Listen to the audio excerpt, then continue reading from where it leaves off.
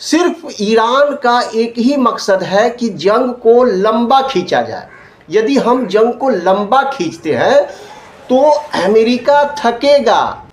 नमस्कार, आदाब, सलाम दोस्तों। आज पूरी दुनिया में एक ही सवाल उठ रहे हैं कि क्या ईरान जंग जीत जाएगा? क्या अमेरिका और इजराइल जंग जीत जाएगा? लेकिन मिडिल ईस्ट जरूर तबाह हो जाएगा। ये तो दिख रहा है कि ईरान के पास है क्या? मिसाइल और ड्रोन। बस यही जो दो ताकतें हैं जो ईरान के पास है, और जनता का समर्थन। वो भी क्लियरली नहीं कहा जा सकता है कि ईरान के अंदर में प्रतिशत में, मतलब कितने प्रतिशत में जनता का सपोर्ट है IRGC को। ये एक अलग बात है, क्योंकि ईरान ने इंटरनेट बंद कर रखा है।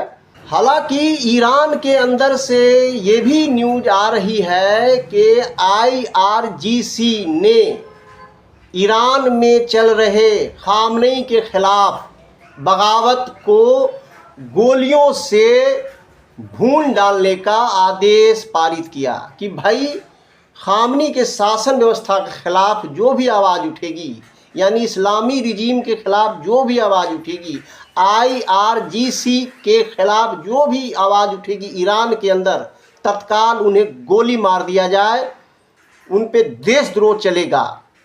अमेरिका सोच रहा था कि हम जैसे हमला करेंगे ईरान पर तो वे लोग बाहर निकलेंगे, सड़क पे आएंगे, जो खामनेई के खिलाफ थे, IRGC के खिलाफ थे, इस्लामी रिजीम के खिलाफ थे, वे लोग सड़क पे आएंगे और ईरान में तख्ता पलट हो जाएगा, खामनेई का तख्ता पलट हो जाएगा।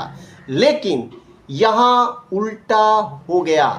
दूसरा कि भाई खामनेई को अगर हम मार डालते हैं और टॉप जो शासन व्यवस्था चलाने वाले जो IRGC के जो व्यवस्थापक हैं, इनको यदि मार डालते हैं तो फिर कमांड करने वाला कोई नहीं होगा, और फिर जो बागी लोग हैं ईरान में, इस्लामी रिजीम के जो बागी लोग हैं, वो बाहर आएंगे और फिर तख्ता पलट हो जाएगा और अमेरिका का जो काम है वो आसान हो जाएगा। लेकिन ठीक ये उल्टा पड़ा।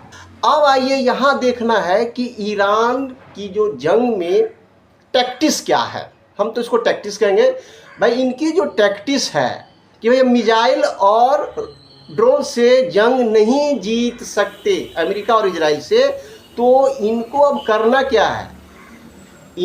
ईरान की जो पॉलिसी है जंग में सिर्फ इतनी है कि अमेरिका को थकाया जाए, मतलब जंग को लंबा किया जाए।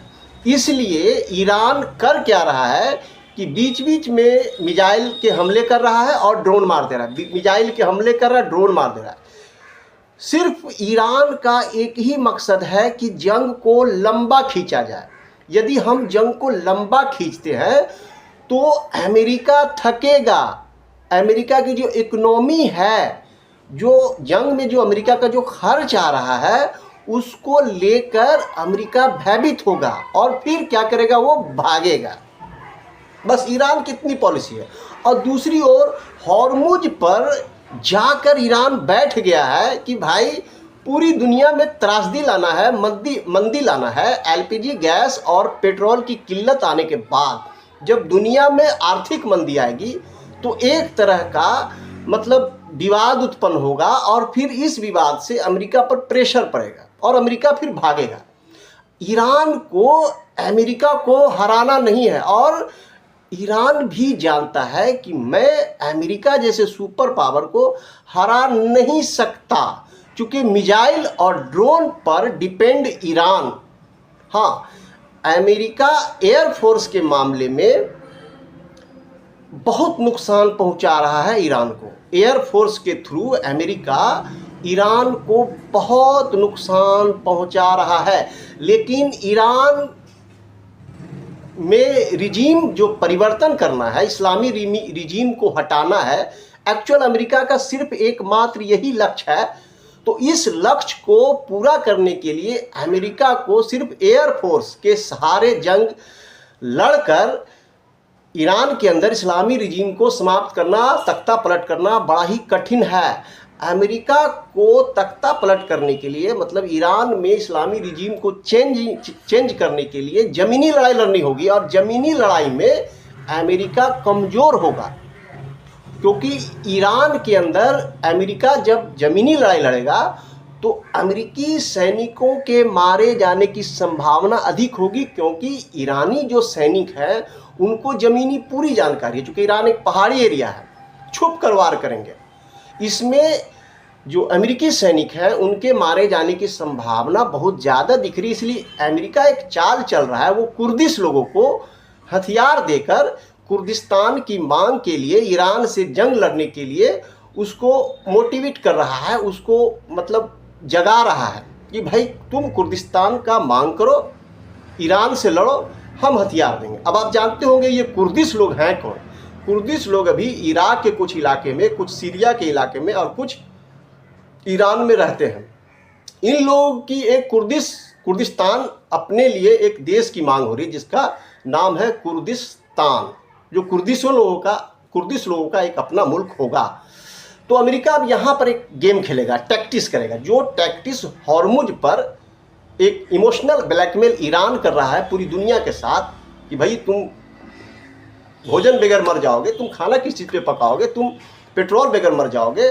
जो इमोशनल गेम है, टैक्टिस है, जो हॉर्मुज पर ईरान लगातार कर रहा है, सारे जहाज़ों पर बम बरसा रहा है, जो पेट्रोल और एलपीजी गैस लेकर जो टैंकर आ रहे हैं उस पर बम मार दे रहा है, या फिर नीचे में जो कुछ डायनामाइट, जो समुद्री जो डायनामाइट है उसको ईरान ने बिछा रखा है, और फिर ये जो तमाशा चल रहा है हॉर्मुज पर। तो ये जो टैक्टिस है, ये ईरान की जो अपनी टैक्टिस है। और फिर थोड़ा बहुत ड्रोन मारते रहो, कुछ मिसाइल मार दो, युद्ध को थोड़ा लंबा खींचो, अमेरिका थक जाएगा, फिर अमेरिका चला जाएगा। तो फिर यहाँ पर अब हो क्या रहा है कि अमेरिका जो है कुर्दिश लोगों को चढ़ा रहा है कि भाई तुम अपने देश की मांग करो, हम हथियार देंगे, और वहाँ लड़ाई भिड़ा देगा। याद होगा आपको कि अफगानिस्तान में भी यही हुआ था।